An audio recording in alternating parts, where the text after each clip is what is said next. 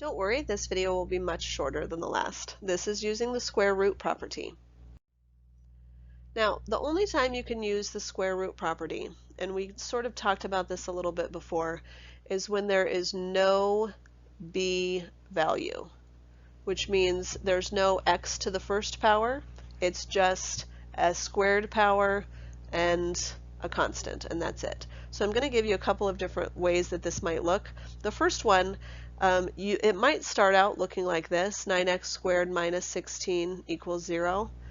And so all we would do is then add 16 to each side to get 9x squared equals 16. And again, I want to take the square root of each side, but I really want x squared all by itself first. So even though I'm going to deal with a fraction, I'm going to divide each side by 9. And that gives me x squared equals 16 over 9, which is fine. I don't need to turn that into a decimal and shouldn't. Now what I'm going to do is, again, I'm using the square root property, which means I'm going to be taking the square root. When I take the square root of x squared, I get x. When I take the square root of 16 over 9, it's really just the square root of 16 over the square root of 9, which is 4 over 3.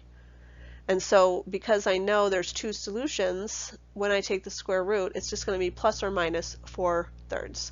So of course Alex is going to make you write it as two different answers, 4/3 and negative 4/3, but that is going to be your final solution. Same thing for the second one. Notice the second one's a little bit more complicated. When we start completing the square, we're going to have things in this format, but it's the same idea. I'm going to take the square root of each side. When I take the square root, I get x minus 4 because the square root and the squared cancel out.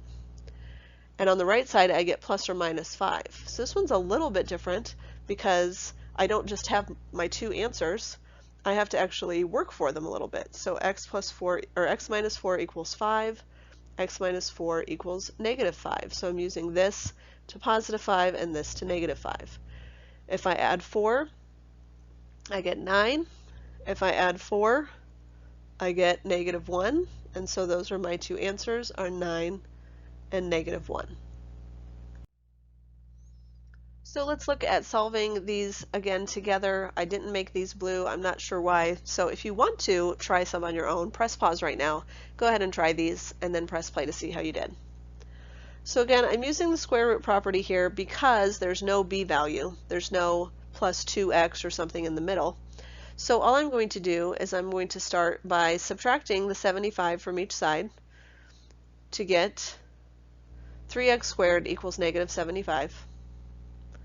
If I divide each side by 3, I get x squared equals negative 25. So from here we can see that I'm going to end up with a negative square root. If I'm dealing with a non-story problem, that's okay. I can deal with imaginary numbers. If this was a story problem, obviously we don't deal with imaginary numbers in story problems. But from here, I'm going to go ahead and take the square root of each side. When I do that, I get x on the left. On the right, I get plus or minus. And then again, I'm taking the square root of negative 25, which is the square root of negative 1 and the square root of 25. So that's I and 5. So it's actually plus or minus 5i. So again, in Alex, I would write that as 5i and negative 5i because they don't give you a plus or minus sign. The second one, same idea, taking the square root of each side. When I take the square root of the left side, I get x plus 3. When I take the square root of the right side, this one's not as nice because I'm actually just reducing the radical to plus or minus 2 radical 5. And I can't just stop here because my answer is not done. I have to actually subtract 3 from each side, which gives me x equals negative 3 plus or minus 2 radical 5. Notice I put the negative 3 first, which means my first answer is negative 3 plus 2 radical 5, and my second answer is negative 3 minus 2 radical 5. Now again, if this were a story problem, then I would probably turn 2 radical 5 into a decimal so that it would make sense and I could explain whatever it is I was trying to explain. But since it's just a math problem, we can leave it just like this as a radical.